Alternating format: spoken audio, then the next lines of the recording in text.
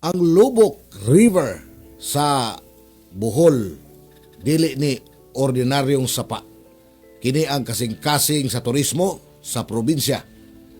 Garbo sa kultura ug tuburan sa paginabuhian sa libuan ka mga bulanon. Busa sa dihang nasidati ang kabalaka sa mga lokal nga asosasyon kabahin sa proyekto sa DPWH. Natural lang nga mangutana ang atong mga sano ug sana.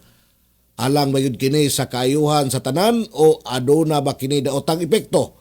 Husto og tukma sa panahon ang reaksyon usab ni Kongresista Alexi Totor sa Tercero Distrito sa pagdason sa panawagan nila ni Board Member Jamie Villamor og Lucila Gunay. Kinahanglang ipatawag yun og patubagon ang DPWH sa Reyon 7 ug unsa na status na ining maong proyekto. Ang pagpadayon sa usa ka proyekto nga di maminaw sa katawhan, usa ka dakong sayop. Dili nato mabasol ang komunidad kon ngano nga nabalaka sila.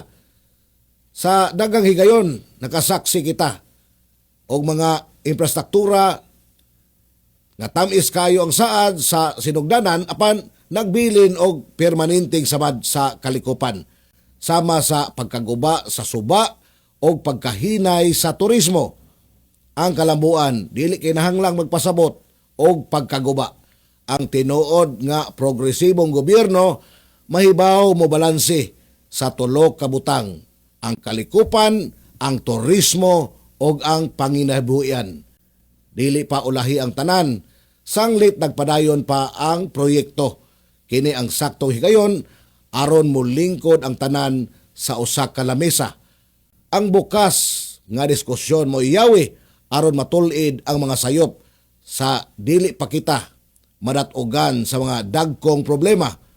Ang mulo sa katawhan dili babag sa kalambuan.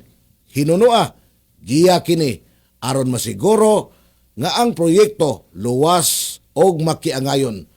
Patubago nato ang DPWH dili aron langanon ang trabaho kundi aron pagsiguro nga ang Lubok River magpabilin nga buhi alang sa sunod nga mga henerasyon. Kini ang inyong firing line sa kahanginan, Arnel Bakalan, ang inyong komentarista on the dot. Proud member of Philippine Press Club Incorporated.